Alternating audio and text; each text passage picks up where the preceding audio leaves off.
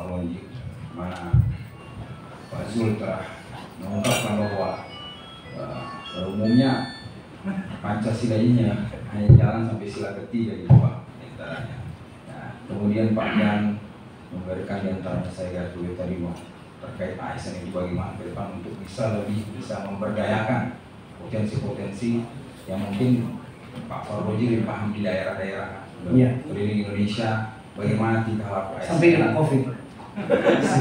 Ya, seperti itu Pak. Ya, baik, terima kasih. Assalamualaikum warahmatullahi wabarakatuh. Salam sehat, salam sejahtera, selamat siang buat teman-teman semua. Saya diminta memberikan beberapa catatan terkait dengan ASN, bagaimana kondisi objektif ASN hari ini. Nah, kebetulan sebagai Ketua Komite 1, ASN adalah domain dari Komite 1 yang memang selama ini kita melakukan pengawasan terhadap undang-undang ASN itu sendiri. Di sisi lain, tema kali ini terkait dengan bagaimana kondisi Pancasila tadi, melihat dari kebangsaan ASN itu sendiri, birokrasi kita dan sebagainya. Namun sedikit mengomentari, jangankan kita sudah sampai di fase sila yang ketiga, ke satu aja belum final gitu. Masih ketuhan itu titik gitu. Harusnya kan ketuhanan yang Maha Esa, kemanusiaan yang adil dan beradab gitu kan. Tapi yang terjadi adalah kadang-kadang ya diputar-putar jadi ketuhanan yang ketuhanan yang Maha Esa. Jadi Tuhanlah yang jadi Esa di sini. Baik, teman-teman sekalian, saya ingin menjelaskan pertama adalah pertanyaan besar dari saya, apakah wawasan Nusantara itu sudah menyeluruh dimiliki oleh ASN yang ada di seluruh Indonesia. Tentunya saya ingin mendengarkan langsung hasil penelitian ya terkait dengan bagaimana potret ASN di Indonesia di dalam konteks wawasan kebangsaan itu sendiri.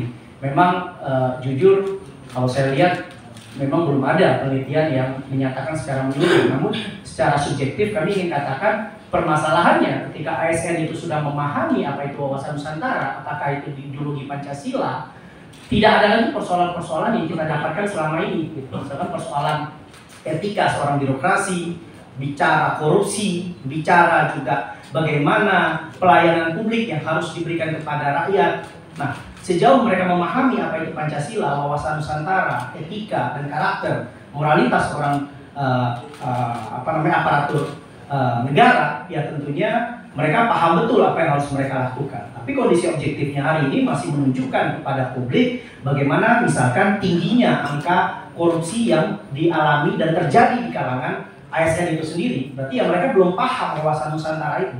Kalau sudah paham, berarti sebenarnya sudah clear. Termasuk teman-teman yang di Senayan juga ada juga praktek-praktek korupsi, berarti nggak paham. Jadi sosialisasi 4 pilar itu harus ditingkatkan sebenarnya, bukan menjadi kerjaan ritual saja, tapi bagaimana pendalaman nilai-nilai, karakter, moralitas, apa yang kita sosialisasikan benar-benar masuk di dalam setiap individu yang baik kita yang mensosialisasikan atau yang kita sebagai aktor yang melakukan sosialisasi pilar kebangsaan itu sendiri. Nah, kemudian lagi berbicara terhadap ASN misalkan, sekarang menjadi persoalan marak di Republik kita adalah keterlibatan ASN terhadap radikalisme. Ini yang menjadi fokus konsentrasi dari kementerian khususnya negara hari ini. Bahkan saya melihat munculnya kepanikan negara ketika terdapat data-data yang diberikan oleh lembaga negara, tanda kutip ya, itu kepada Republik ini menunjukkan banyak sekali, bukan banyak, tinggi juga ya angka keterlibatan ASN di dalam radikalisme, paham radikalisme. Ini kan menunjukkan satu hal yang menjadi tantangan bagi Republik kita ketika Indonesia sudah berbicara digitalisasi birokrasi, sudah berbicara sistem e-government, kita sudah berbicara pemerintahan yang bersih, good governance, clean governance misalkan, tapi yang terjadi adalah kita masih berada di dalam titik persoalan yang sebenarnya sudah harus kita tinggalkan di 76 tahun yang lalu. Nah, ini menjadi catatan. Bahkan kalau kita katakan terdapat beberapa oknum-oknum ASN pun masih mempertanyakan apa itu Pancasila, apa itu Undang-Undang Dasar. Bagaimana merubah Pancasila menjadi dengan ideologi lain yang itu masih ditemukan. Oleh karena itu saya pikir persoalan hari ini adalah bagaimana meningkatkan wawasan kebangsaan dan juga nasionalisme serta wawasan Nusantara kepada ASN hari ini adalah ada proses rekrutmen dari ASN itu sendiri yang menurut saya harus dievaluasi. Proses rekrutmen itu juga selama ini temuan kami di Komite 1 ya ada dua hal yang mengakibatkan seseorang bisa menjadi bekerja di dalam struktur pemerintahan.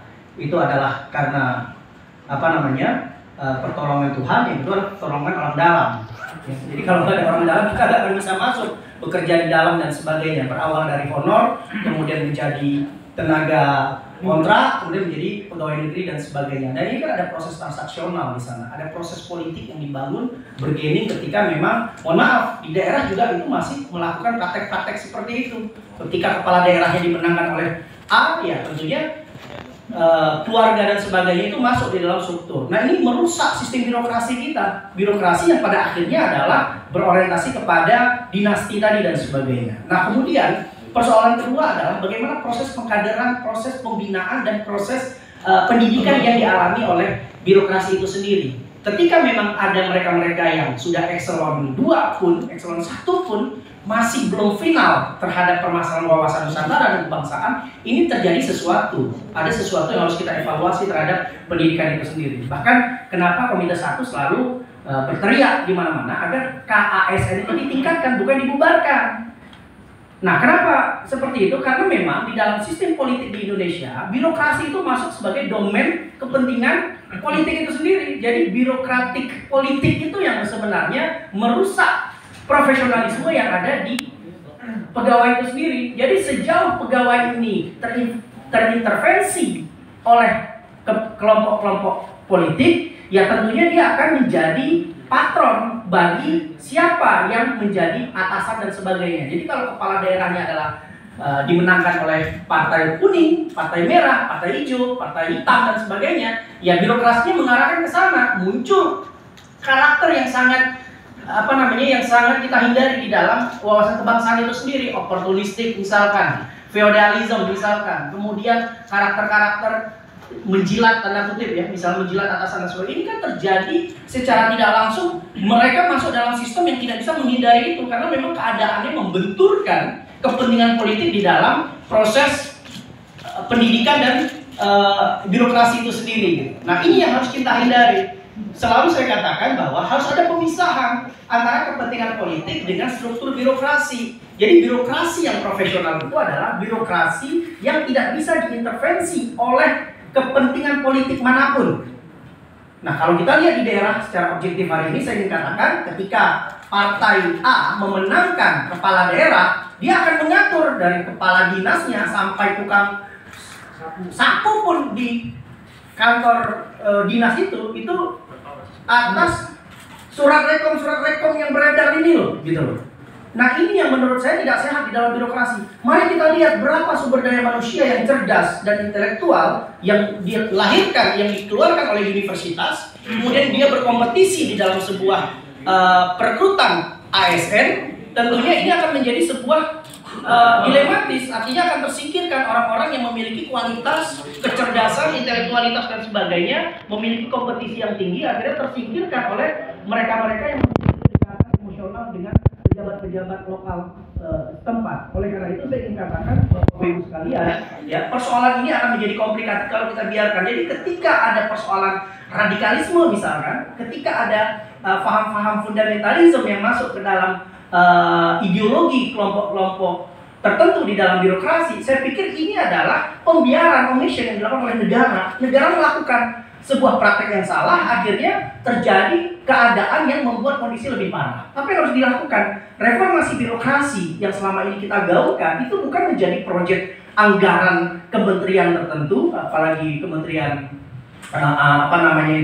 Kementerian PAN RB ya, yang selama ini selalu menggaung-gaungkan, tapi dalam praktek di lapangannya banyak sekali kendala-kendala yang kita lakukan. Oleh karena itu, Bapak-Bapak sekalian, saya ingin katakan bahwa biarkan birokrasi berada dalam struktur sistem ketatanegaraan yang itu tidak boleh diintervensi oleh negara. Tugas negara adalah, politik maksud saya, negara adalah mengatur aturan di dalam undang-undang ASN, bagaimana profesionalisme dan tingkat kapasitas, kompetensi dan sebagainya yang memang harus dilalui oleh ASN.